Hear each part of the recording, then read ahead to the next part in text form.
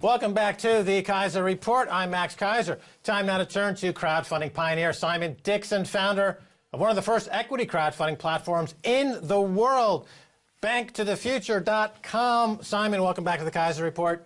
Good to be here. Thanks, Max. Simon, let's talk about crowdfunding for a second, because it's ready now to take the leap forward to being really relevant. I mean, the current platforms, the equity platforms here in the UK, there are a couple that gotten a little attention. There's yours.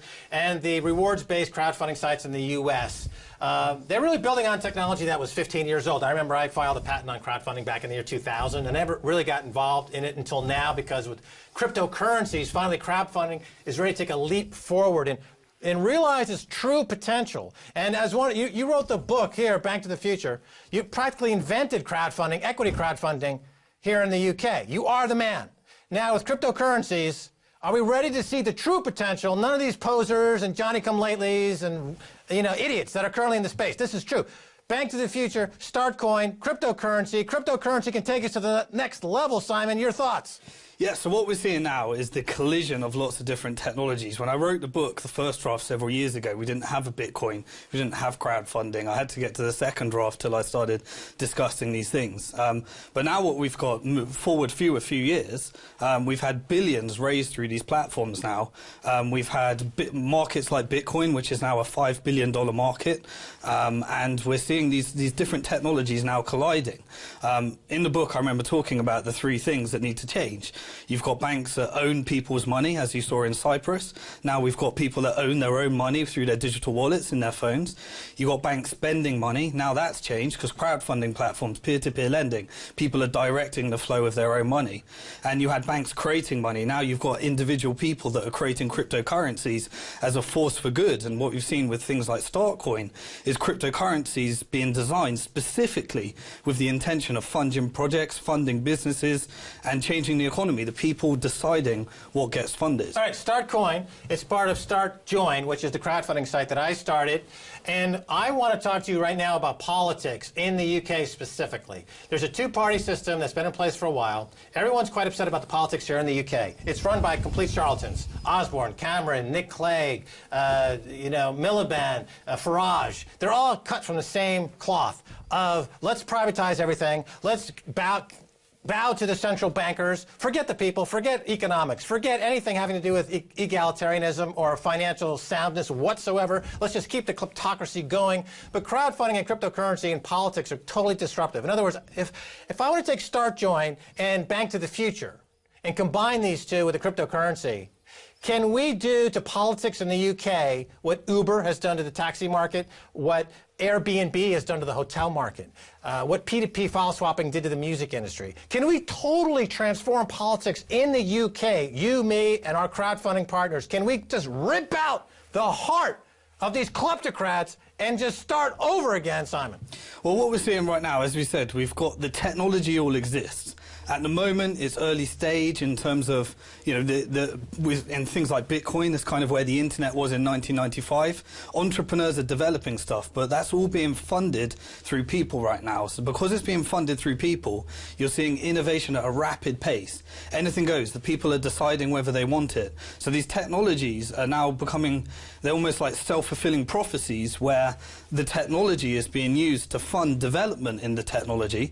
So you're seeing, this can totally change so many things. And now you're seeing, technologies like blockchains, which are very geeky for people to understand, but now real user cases are sitting on top of those. You can have transparent voting. You can have political campaigns being funded through the crowd. Yeah, let me stop you right there. Transparency in voting. Political campaigns funded through the crowd. I'm crowdfunding a legal opinion with our lawyers at StartJoin right now to come back to us and say, okay, here's a current UK campaign finance law.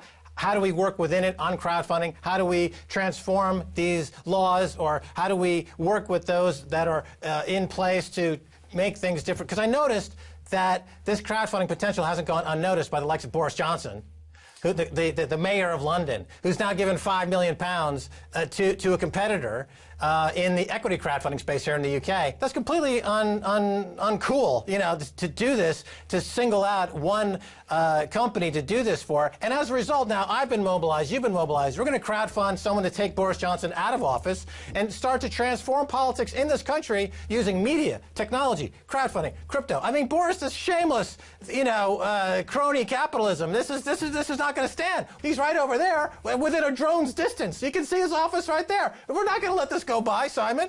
Well, one of the things that's happened over the last years is I've been invited everywhere from governments, politicians, to talk about crowdfunding. In fact, I was invited to lunch earlier this year in that building with Boris Johnson, and at the time he didn't know what crowdfunding was. You know, I was telling him about crowdfunding, the potential it can have for London, the potential for economic growth. And I remember it was only he loved the Bank to the Future brand, and the very next month he launched the Bus to the Future brand, and he's now, you know, talking about crowdfunding. I haven't received any credit for that, so I'd love to get my credit still. Forget the credit, Simon. Yeah. We're going to take him out of office, and this is really happening because StartJoin is now on your site, Bank to the Future, and people are putting up £100, £200, £500, 2 Bitcoin, 3 Bitcoin, 100 StartCoin to finance the growth of our technological enterprise, StartJoin. We're raising £40,000 in equity on the site because that's going to help us take on the corruption in the UK. And we're going to explore how crowdfunding can change political contributions and campaign finance in this country. Because we're going to put, let's say Russell Brand did run for mayor. How do we make that happen for real? We want somebody who's going to represent the people, not someone who's going to represent foreign interests and bankers like Boris Johnson, right? Well, the key to all of this is that crowdfunding, digital currencies, it opens up the purse strings. It's financial inclusion that we haven't seen before. And when you have financial inclusion, you give a voice to everyday people that can now direct finance. And that can be pulled together with lots of other people rather than having full control to those who control the full purse strings, as banks have had a monopoly on money creation and digital money creation. And now that's all changing. And that's the trend that we're seeing right now. And that's where, and you know, we're at its infancy right now. People need to participate in these platforms. They need to have their voice. They need to get engaged. And the whole infrastructure is being built as we speak. Yeah, I want to emphasize the point that this is a revolution that's really happening, not in name, but in actuality. And to underscore this point, you have technologies and platforms like Uber, which is totally transforming the global taxi market with 1 million new jobs created for drivers around the world as a result. Just did a deal on Wall Street worth $40 billion. Airbnb, transforming the hotel industry around the world. They're worth many billions of dollars. You've got the P2P file swapping, totally transformed the music industry, totally transformed the video industry. Sites like Google, YouTube, raising billions and billions of dollars. Now, we're going to apply these techniques to politics in the UK. So politics and crowdfunding have never been brought together in this way. Well, as we said, we've got the digital currencies, which is opening up money creation. You've got the crowdfunding peer-to-peer lending movement, which is allowing people to have a voice of where money goes, what gets funded. And now you've had a trend of new media. And so now when you combine all these together with Crowd Factor, we can give people the distribution and the channels that they need. The new show. The new show, yeah, and give people the new, you know, the traffic that one needs in order to get lots of attention to their campaigns. Yeah, so it's like a perfect storm. It's like a triple punch. Yeah, it's like the you got to combine media, finance, and technology. I've always said that going back 20 years when I created, you know, the Hollywood Stock Exchange in Los Angeles. Completely changed Hollywood. Completely changed. It created something called the prediction market industry. I also filed a patent on crowdfunding at that time. Which I filed another patent on crowdfunding in 2003 on crowdfunding income streams. So, but I've been doing these other projects, you know, like Karma Bank, to kind of keep myself amused because I haven't decided to get into the main arena and, you know, do some serious elephant hunting until now. Because with cryptocurrencies, StartCoin, BitCoin, Bank to the Future, the obvious corruption in the UK, the combination of massive media platforms like we have here and on other side media platforms, we have the ability now to actually stage a proper revolution. We have people like Russell Brand who are emerging as leaders. You know, he's a charismatic guy who speaks from the heart, who's got a frickin' nut. He's got a bean. He's got some of the stuff up here. He knows what he's talking about. These are the people we need to lead the revolution. Bank to the Future is a big part of it. Talking a little bit about cryptocurrencies, just in their short life, they've totally changed economics as we know it. Talk a little bit more about it. Well, you know, the thing with cryptocurrencies is that people are making the mistake of thinking that they're simply a currency. A currency is one element of it. The most important element is the technology behind it. And, you know, much like before people knew web browsers and Google, there was something called HTTP and IP, and it was geeky, and no one understood how it worked, and it was clunky, and the early adopters were criminals and all that stuff. We're seeing the same thing with Bitcoin, but now the technology is becoming less clunky. It's having user cases which are very, very useful and very, very disruptive. And so it's now come its time. You were a victim, Max, of being an early adopter before the technology was able to be used. But we're now the next years ahead of the vital years where this technology is going to come to be. It's not talking, it's not filing patents, it's now actually happening, it's funding projects. It's a vital source for the economy in terms of the amount of funding that we can get into, you know, businesses and people that can create jobs and change the economy. If you look at the real economy is laying off. You're seeing, you know, Lloyd's Bank laying off 2,000 staff. You're seeing different financial institutions doing all this. In the Bitcoin economy, people are hiring accountants like crazy. They're hiring bankers like crazy, utilizing that knowledge that they had for something less corrupt and more productive.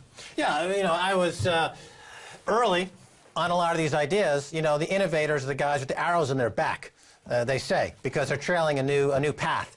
And I've always allowed my visions and ideas to take me forward, even if it might be ahead of the crowd and even too far ahead of the crowd. But I think you make a good point there, that now, finally, all these things are converging into this magical moment, this once-in-a-100 years moment, where the people are anxious for a change. The government is too busy scratching each other's back, or in this country doing something a lot more intimate than that, to allow for any change, and the technology is there and it's cheap. So I look forward to things going forward from here. Simon Dixon, you obviously are practically the inventor of equity crowdfunding here in the UK. Kudos to that. We'll have you on again soon.